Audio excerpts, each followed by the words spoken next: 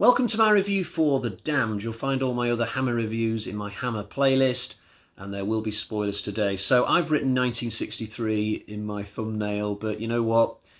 Google says this is a 1961 film, IMDb claims it's a 1962 film, Wikipedia says it's a 1963 film. It was released in the UK in 63, but it wasn't released in the USA until 1965. So take your pick in terms of deciding what year belongs to this particular film.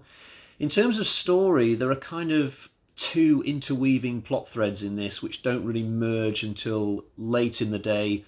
The main story we follow involves a motorcycle gang led by a guy called King, played by Oliver Reed. These guys are complete losers. They just drive their motorbikes around a seaside town all day long, mugging people, hanging around in arcades, and just generally being dicks.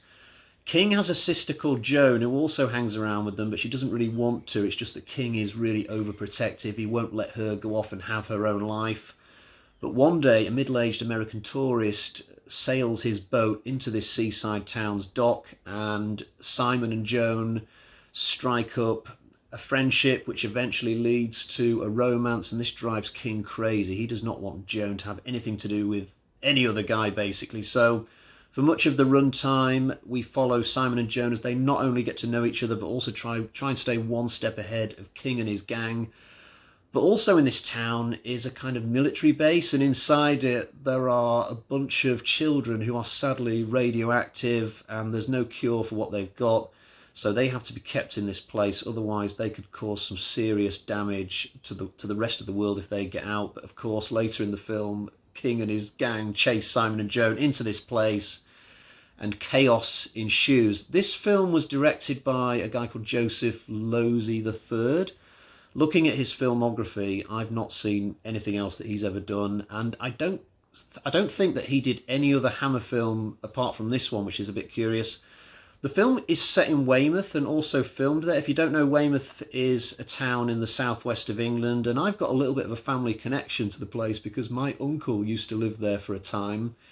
Curiously as well, Oliver Reed did another film around about this time called Paranoiac, which was set just a little bit further up the coast from Weymouth, quite close to Bournemouth. So I don't know if he just happened to be living in this area at this time, and this was a condition of his, if he was going to be in these movies, that they were set down in this area. Although at this stage of his career, I doubt that he had that much sway, so I'm probably going to put it down to a coincidence. This film focuses on its drama elements for at least the first two-thirds of it, I'd say, and I was absolutely fine with that because I don't think the stuff to do with the kids is the strongest part of this movie. I think if the whole thing had just been about the standoff between the bikers and Simon and Joan, I would have been fine with that. This film sort of reminds me of Quadrophenia a little bit. Just all the imagery that it gives you of young people on bikes driving around aimlessly. But certainly the central element to this film is the relationship between Simon and Joan.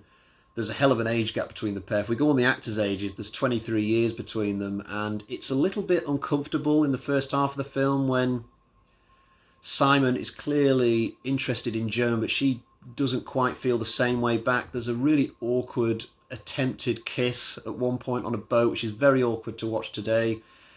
It's much easier to watch these two in the second half of the film when Joan does finally start to succumb to Simon's charm. I think they have sex at one point in this film. It's a little bit hard to tell. At one point they're kissing, and then we cut to them both lying on the same bed that they were kissing, but fully clothed. I think ideally you would have seen them under the covers, but just seen the tops of their shoulders or something naked. I think you're meant to do it that way, but in the old days they were really kind of funny about showing any actors without clothes on, it seems.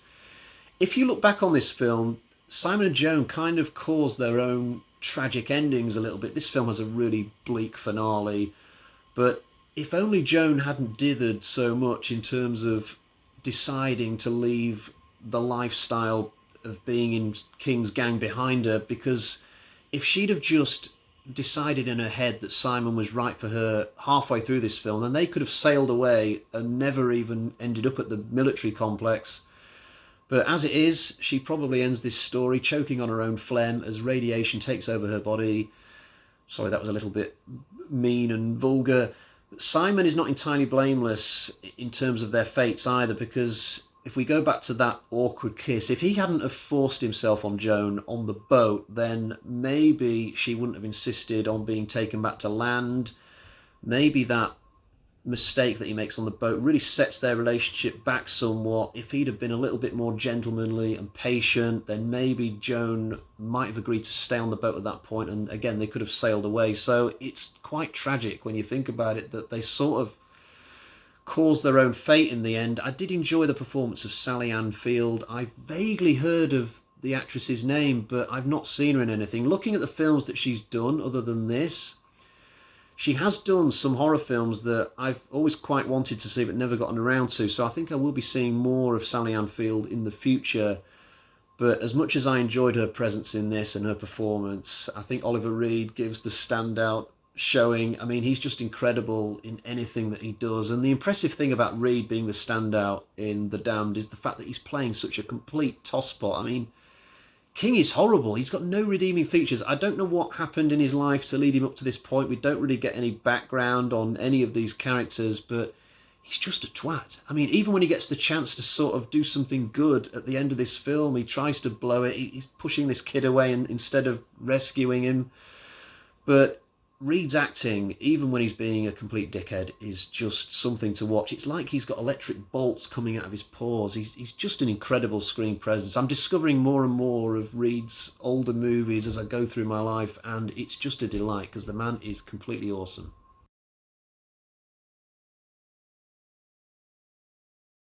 Even though the child subplot is not my favourite thing in this movie, I still think that the military facility has the best scene in the movie.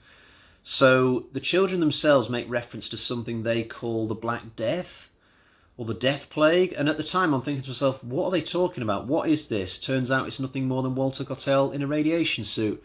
But before we find that out, we get this incredible point of view shot where somebody or something is stalking through the communal area where these kids normally live. You can't see his or her face. You just hear this heavy breathing. It's really creepy. It feels a little bit out of place with the rest of the film, actually. It sort of reminds me of a scene from the James Bond film, For Your Eyes Only, when Bond is being stalked by a guy in a deep-sea diver's costume down on the ocean bed. It's filmed in a very similar way. It's really tragic, the ending that the kids get in The Damned. It's really harrowing. It's hard enough having to watch Simon and Joan sail away on that boat knowing they're going to die, but if anything, what happens to the kids is even worse, even though they presumably are going to live a long and healthy life in that bunker. There are two shots in particular in the finale which really break my heart. The first is when the camera just sort of goes close to the cliff face, and from inside there, inside the facility, you can hear the kids crying and screaming out, and then we get an even worse shot. So the camera moves so that it's facing Weymouth Beach, and you can see all these people having a good time, doing all the things that the children in this film are never going to get to do, basically. And over the top of that visual, you can again hear the children crying out, calling out. It's just horrible. It's really heartbreaking. This is probably got the saddest ending I've seen in a film for the longest time. Don't watch this as a double bill with Titanic. You'll end up in a lunatic asylum. It's interesting that this film is called The Damned because there's also a bunch of horror films called The Children of the Damned and The Village of the Damned, also featuring large groups of kids who, due to physiological issues, are a big threat to other people. Except in the Of the Damned films, the kids are usually evil, but in something like this, I think I would prefer such kids to be evil so that I can enjoy seeing their natural fate befall them at the end. If you're going to make such characters sympathetic, then it's much harder for we, the audience, to watch the climax. The director in this, Joseph Lovey, apparently he wasn't as interested in the science fiction elements of the story as he was in the drama and the visuals, and I can totally see that from watching this film. I mean, as I've already gone into, the drama side of the plot is a lot of fun to watch. Weymouth itself is shot from so many great angles. There's also a character whose name I can't remember. She's quite superfluous to the plot, but she's got all these ornaments and statues lying around.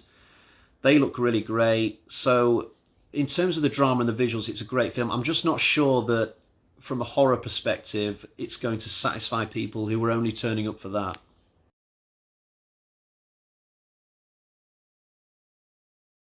So we've reached that point where I'll show you the version of the film that I've got. I've got an Indicator release of this. Indicator have done a lot of the Hammer films from the early 60s.